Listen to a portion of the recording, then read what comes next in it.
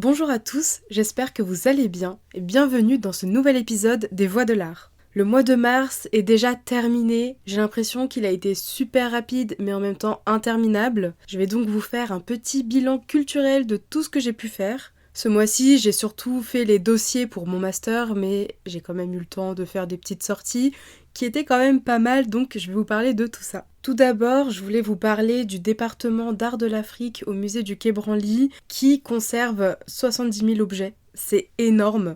Les collections sont très riches et vraiment très intéressantes à étudier, mais il faut vraiment pas oublier l'histoire des collections qui ont été acquises dans un contexte colonial. J'ai eu cours là-bas, donc concernant l'art de l'Afrique et aussi l'art de l'Océanie, parce que oui, bien sûr, les deux collections sont dans le même musée, alors que c'est vraiment deux continents séparés, quoi. Mais j'aime beaucoup parce que les profs nous rappellent bien l'histoire des collections, le contexte colonial, comment on a acquis les œuvres, et aussi tous les enjeux de restitution de biens, et c'est très intéressant, et c'est surtout ultra important qu'ils nous mettent ça dans les cours, donc tant mieux.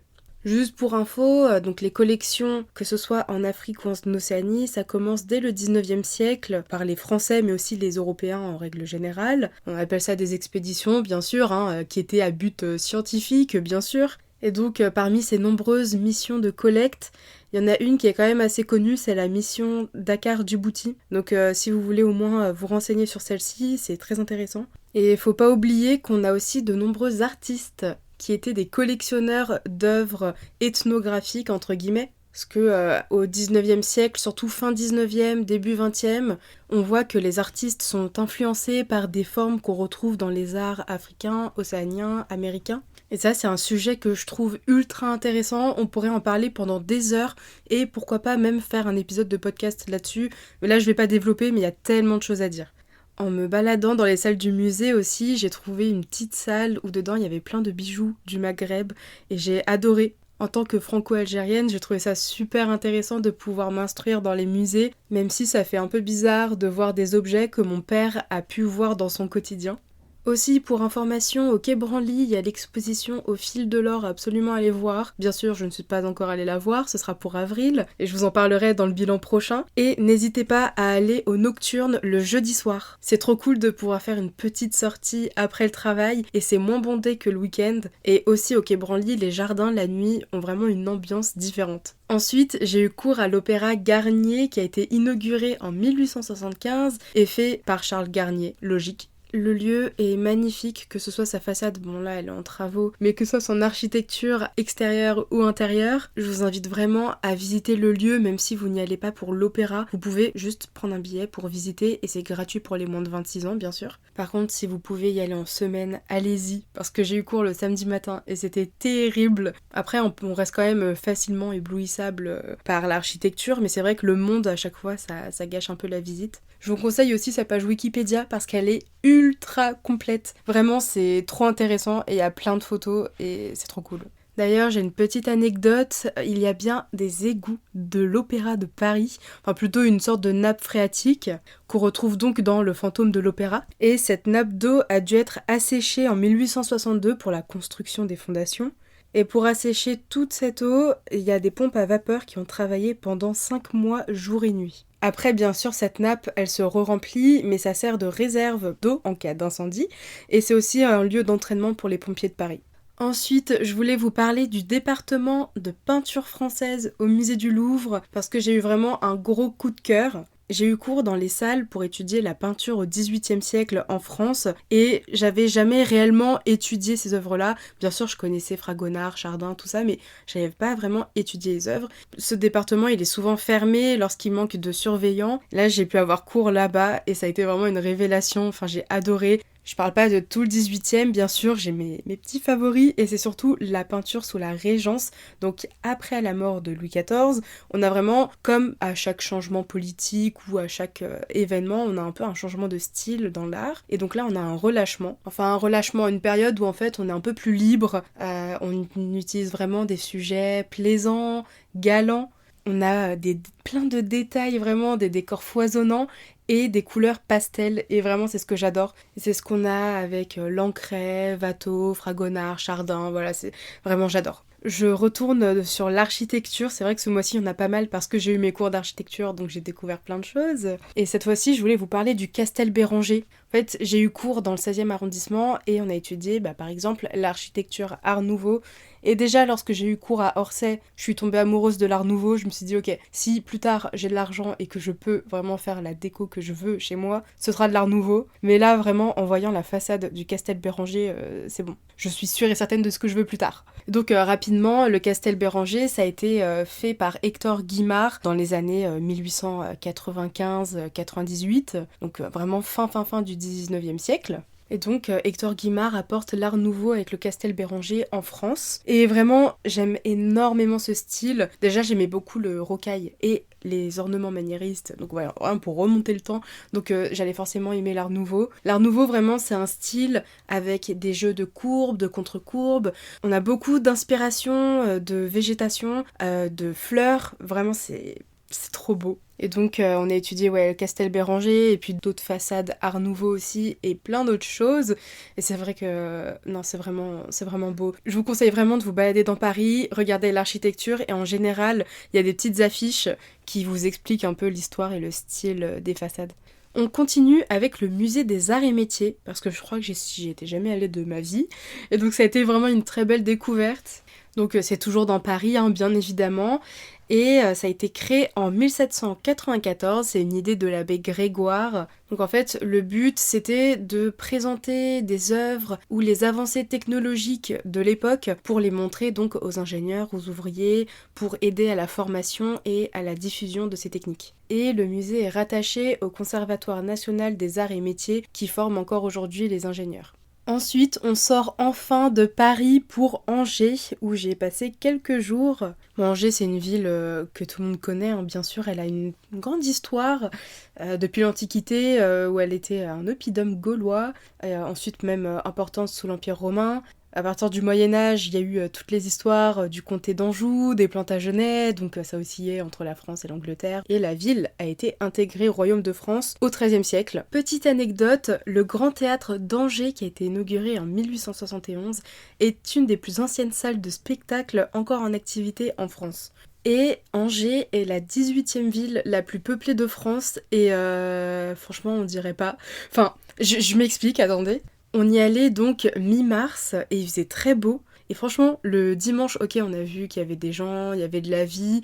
Après, il y avait pas mal de choses fermées aussi. Mais c'est vrai qu'il n'y avait pas tant de monde que ça. Et la semaine, c'était mais encore pire. Bon, du coup, tant mieux. Parce que c'est trop cool de se balader dans la rue, dans les monuments et qu'il n'y ait personne. Mais c'est vrai que ça fait vraiment bizarre. Là, je pense surtout au château d'Angers où il y avait personne. On a juste croisé quelques groupes scolaires au niveau de la salle de la tenture de l'Apocalypse. Mais sinon, on était tranquille. C'était cool, c'était très calme. Mais c'est vrai que ça fait bizarre. Mais bon, ça fait du bien en sortant de Paris, de respirer et de voir personne. J'ai bien aimé la ville d'Angers, vraiment, c'est trop mignon. On peut tout faire à pied surtout, et ça c'est trop cool. On a visité le jardin des plantes plusieurs fois, on a fait le jardin Balzac, la place du ralliement, tout ça. C'est vraiment sympa. Et je comprends pourquoi c'est la ville où il fait le plus bon vivre en France. On a donc visité les lieux culturels principaux. Tout d'abord, la galerie David d'Angers.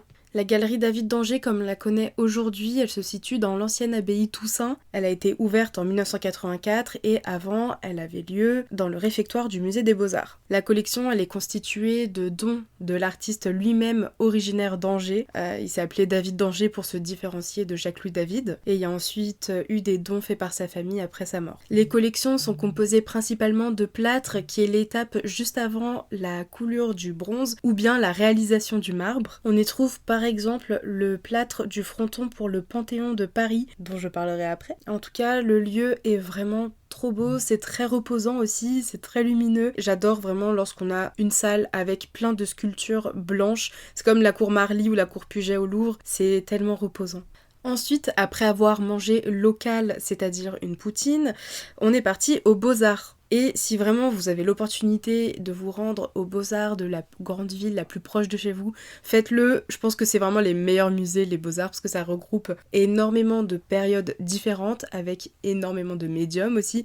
Bon, c'est les médiums des Beaux-Arts, bien sûr, donc c'est peinture, sculpture, peut-être des éléments d'architecture aussi, mais c'est quand même super intéressant. Et puis en plus, maintenant, les Beaux-Arts incluent de plus en plus de l'art contemporain, et ça c'est trop cool. Et c'est le cas des Beaux-Arts d'Angers, qui est vraiment un musée du coup ultra complet, le personnel est trop sympa. On y a passé quasiment toute l'après-midi, vraiment j'ai adoré ce musée.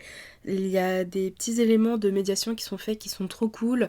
Par exemple, on a des puzzles mis au pied des peintures les plus remarquables entre guillemets, donc ça peut intéresser les enfants. Même on doit faire tourner une flèche pour ensuite reproduire la pose d'un personnage dans une œuvre. Enfin, c'est plein de petites choses un peu marrantes et je trouve ça trop cool, ça rapproche vraiment le spectateur des œuvres. Et au début des collections, il y avait une exposition concernant la restauration d'un pastel de Vigée-Lebrun. Ça fait beaucoup de yon, ouais.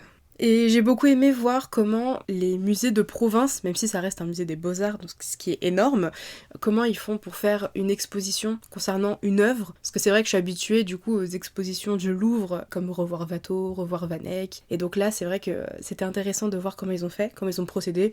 Et en règle générale, ils ont procédé de la même manière, mais avec leurs moyens, et je trouve ça trop cool. Et c'est vraiment ce qui me donne envie de travailler dans un musée de province. Donc le musée des Beaux-Arts d'Angers se trouve également dans le complexe Toussaint, donc à côté de la galerie David d'Angers, et plus exactement dans le logis Barrault. Et en 2010, il a été classé meilleur musée du Grand Ouest et 10e musée de France hors Paris. Ensuite, on a visité le château d'Angers, construit sous Saint-Louis au XIIIe siècle. Et par exemple, c'est là-bas que René d'Anjou y est né, et on se souvient bien de son blason très facile à étudier. Après les guerres de religion, ça a été une prison, une garnison aussi, et un dépôt de munitions pendant la Seconde Guerre mondiale. Et dans les années 50, ça a commencé à être un lieu de patrimoine, car il a commencé à abriter la tenture de l'Apocalypse. Je vous avoue que je voulais aller à Angers un peu principalement pour voir la tenture de l'Apocalypse. Bon, je l'avais étudié en cours, mais surtout c'est vraiment une œuvre immense et très importante de l'art du Moyen-Âge. Donc la tenture, une tenture déjà c'est quoi? C'est un ensemble de tapisseries. Donc on dit pas vraiment la tapisserie de l'Apocalypse, c'est plutôt la tenture. Et dedans il y a différentes tapisseries. Donc elle a été commandée par Louis Ier d'Anjou dans les années 1370-1380. C'est donc l'atelier de Nicolas Bataille qui s'est chargé de la réalisation de la tenture, d'après les cartons de Hennequin de Bruges. Et donc le sujet c'est l'Apocalypse raconté par Saint Jean et le style est inspiré des manuscrits de l'époque. La tenture, elle mesurait 140 mètres de long. Elle a été assez abîmée, il y a des parties qui ont été perdues, car par exemple il y a certains éléments qui ont été utilisés pour recouvrir des chevaux. Elle a aussi été déplacée de nombreuses fois, ce qui a pu l'abîmer. Par exemple, elle a été dans la cathédrale d'Angers. Donc le château, il est composé de nombreux éléments, tout d'abord avec la partie seigneuriale, avec le châtelet par exemple, ou le logis royal, la chapelle aussi, et on a aussi l'enceinte tout autour, avec de nombreuses tours et le chemin de ronde, et c'est trop cool de pouvoir avoir une petite vue d'Angers à partir du chemin de ronde, et c'était vraiment trop cool de s'y promener, surtout dans les jardins. En fait il y avait vraiment personne, on a je pense croisé 3 personnes maximum, et dont une seule sur le chemin de ronde par exemple, et par exemple dans le logis royal, il y avait une exposition concernant l'impact de la tenture de l'Apocalypse dans l'art, et notamment dans l'art contemporain, et on a croisé personne. Il n'y avait même pas d'agent ou quoi, il y avait vraiment personne. Donc c'est trop cool, c'est tout calme, mais c'est vrai qu'on n'a pas, on a l'impression qu'on n'a pas le droit d'y être ou quoi, mais bon. Étant une habituée des musées parisiens, je vais surtout me réjouir lorsque je croise personne lors de mes visites. Donc depuis le chemin de ronde, on avait une très belle vue sur la ville d'Angers, dont la cathédrale, ce qui me permet de faire une transition sur la cathédrale. On est donc parti visiter la cathédrale Saint-Maurice d'Angers qui a été construite à partir du XIIe siècle. La façade occidentale était en travaux, enfin surtout la partie la plus intéressante, c'est-à-dire le portail qui présentait son tympan d'origine. Du coup c'était un peu dommage de ne pas pouvoir le voir, mais c'est pas grave. Ensuite on est parti voir l'intérieur qui était assez simple. Après on a quand même une très belle architecture et de très belles œuvres. Le maître-autel et son baldaquin sont vraiment très très beaux. Et le travail du bois sur la chaire à prêcher est vraiment incroyable. Donc c'est pas la chose que je retiendrai le plus de la ville, mais c'était quand même intéressant de voir la cathédrale, bien sûr. Ensuite, c'est le retour à Paris et je suis allée voir l'exposition au musée Jacques Marandré sur Artemisia Gentileschi, donc Artemisia, héroïne de l'art, qui a lieu du 19 mars au 3 août 2025. Je pense que elle sera certainement prolongée, mais en tout cas, allez-y. J'y suis allée avec le BDE de l'école du Louvre. Vraiment, je pense que l'année prochaine, si je fais mon master, ce qui est fort probable, j'essaierai de profiter le plus possible des sorties culturelles qu'ils font parce que je l'ai pas assez fait. Donc on a pu entrer dans le musée un peu avant l'ouverture et c'était vraiment top. Ça change vraiment de l'exposition sur les chefs-d'œuvre de la Galerie Borghese parce que lorsque je l'avais faite, c'était rempli. On pouvait à peine marcher et vraiment, j'avais pas vraiment aimé l'exposition à cause de ça. Donc là, non, c'était vraiment très agréable de se balader dans les salles et l'exposition est top. Je vous invite vraiment à y aller. Artemisia, c'est vraiment une artiste ultra talentueuse qui a été formée par son père, qui est aussi inspirée du Caravage. Et son viol a vraiment changé l'iconographie dans ses œuvres et elle représente énormément de femmes se vengeant d'hommes ou voilà, de femmes fortes, de femmes héroïnes tirées de l'histoire chrétienne par exemple. Donc je vous invite vraiment à voir ça, ça vaut le détour. J'ai aussi visité le Panthéon pour un cours d'architecture et vraiment j'étais déjà allée, mais je suis toujours aussi éblouie par ce lieu qui a un programme iconographique mais tellement riche que ce soit à l'intérieur ou à l'extérieur du bâtiment.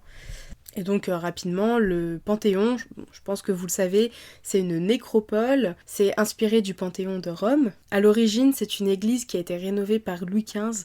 Je vous explique rapidement, en fait, il était tombé malade, il a prié Sainte Geneviève, et lorsqu'il a été guéri, il a voulu prier donc dans l'église, il a vu qu'il fallait faire des rénovations, que vraiment l'état était insalubre, donc il a fait rénover cette église. Et c'est donc au moment de la Révolution française que le Panthéon est devenu une nécropole pour se souvenir de grands personnages, commençant par Mirabeau. Il y a à l'extérieur le fronton par David d'Angers, dont l'esquisse est à la galerie David d'Angers. Et donc à l'intérieur, on a un programme iconographique très riche qui met en avant l'histoire de France avec les grands rois et l'histoire aussi chrétienne de la France avec les saints les plus importants, dont Sainte Geneviève ou Saint Denis. Je ne serais pas du genre à vous inciter à aller voir la crypte, par contre allez voir le pendule Foucault qui atteste de la rotation de la Terre, car c'est très intéressant à voir. Ensuite, j'ai assisté à une conférence de Mathieu Orléans à l'école du Louvre. C'est le commissaire de l'exposition Wes Anderson à la Cinémathèque. L'exposition a lieu du 19 mars au 27 juillet et donc on a pu discuter avec lui, il nous a présenté l'exposition, il nous a montré pas mal de photos et raconté plein de choses super intéressantes. Ensuite je vais vous parler très rapidement de littérature. J'ai lu un livre, donc c'est Berthe Morisot, Le secret de la femme noire par Dominique Bonnat. C'est une sorte de biographie mais romantisée, c'est très facile à lire et c'est pas très long. Donc si vous aimez bien l'univers des impressionnistes, que vous êtes intéressé par la période et de savoir un peu comment ont pu vivre certains, je vous invite vraiment à lire le livre. Je me suis dit que j'allais aussi intégrer les vidéos YouTube que j'ai pu voir dans le mois. Et donc là, j'en ai deux qui sont quand même assez intéressantes. La première, c'est une de Mamie Twink. Bon, j'ai pas besoin de vous le présenter. Donc sur ce qui est arrivé aux nazis après le procès de Nuremberg. Et ensuite, la deuxième vidéo, donc c'est plus sur de la géopolitique, c'est une vidéo de Simon Puech, 5 jours dans un pays au bord de l'explosion, donc il parle un peu de la situation en Syrie. Je vais terminer ce bilan par le cinéma où j'ai eu la chance de pouvoir voir Le Voyage de Chihiro sur le grand écran. C'était une projection pestacle par UGC, donc c'est pour les enfants. Donc c'est vrai que lorsqu'on a entendu les premières paroles en VF, ça nous a fait un peu bizarre. Mais bon, après c'est comme ça qu'on a vu le film lorsqu'on était enfant. C'était très plaisant de voir le film au cinéma dans de très bonnes conditions. Et donc pour ceux qui ne savent pas, Le Voyage de Chihiro, c'est un film d'animation réalisé par Hayao Miyazaki et produit par le studio Ghibli en 2001, donc ça date. Et le même jour, on est allé voir West Side Story de 1961, réalisé par Robert Wise et Jerome Robbins. Et dedans, on y retrouve par exemple Georges Chakiris, qu'on a aussi dans Les Demoiselles de Rochefort. Alors, je vais juste vous parler rapidement du film. J'ai pas vraiment aimé. Alors, j'aime beaucoup les comédies musicales et j'ai bien aimé le fait qu'on ait une mise en scène, des chorégraphies, des musiques. Voilà, c'était top. Cependant, c'est un film qui est très daté. même peut-être trop. Voilà, il y a quand même pas mal de choses qui sont assez problématiques. Bon, déjà, je parle même pas du sexisme ou même de petits éléments grossophobes, voilà. Mais rien que le fait que ce soit un gang blanc contre portoricains. Les portoricains, il y a des acteurs blancs qui sont vraiment, mais... Enfin, le fond de teint est gris, voilà. Ils sont même pas bien maquillés, Enfin, je trouve ça pas très correct, voilà. Donc c'est vrai que c'était pas forcément plaisant et... Non, j'ai pas forcément apprécié le film. Je vais certainement regarder le remake de Steven Spielberg de 2021 et je pense que ce sera mieux. Voilà. Et par rapport à la séance, on a eu une petite surprise car il y avait la présence de Michel Oslo. Michel Oslo, réalisateur de Prince et Princesse, Azur et Asmar, Kirikou. Il est venu pour présenter le film. Il a expliqué son lien avec le film qu'il a beaucoup apprécié lors de sa sortie, qu'il a regardé 3 jours d'affilée. Ensuite, il s'est installé dans les gradins avec le public pour regarder le film une 4e fois. Et ensuite, on a eu une petite session de questions-réponses. J'ai d'ailleurs posé une question, j'ai dû répéter parce que j'ai mal parlé dans le micro, ma voix tremblait, c'était terrible, vraiment. C'est pas grave, j'espère que j'oublierai cette partie-là de ma vie. Mais du coup, c'était quand même sympa de voir un grand réalisateur, des œuvres qu'on a beaucoup appréciées dans notre enfance. Parmi ces œuvres, je pense que c'est surtout Prince et Princesse qui m'a vraiment marqué. Après, c'est vrai que Azur et Asmar, c'est quand même indétrônable. Après, je vous avoue que en me renseignant sur le personnage, en voyant ce qu'il a pu dire dans la presse, et puis même par réflexion personnelle. Je suis pas très fan du personnage, enfin c'est très gentil de la part du GC d'avoir invité un réalisateur qui est ultra connu pour nous présenter un film, mais en vrai, à part avoir apprécié le film, il n'y avait pas vraiment de rapport entre lui et West Side Story. Il y a certainement des influences, hein, et puis c'était ma question, mais c'était sympa, mais je voyais pas vraiment l'intérêt, sachant que c'est une personne assez âgée qui du coup divaguait énormément et répondait pas vraiment aux questions. Et en fait, il a surtout beaucoup raconté de choses de sa vie, des anecdotes, c'est sympa. Mais bon, j'ai pas trop accroché avec la personne.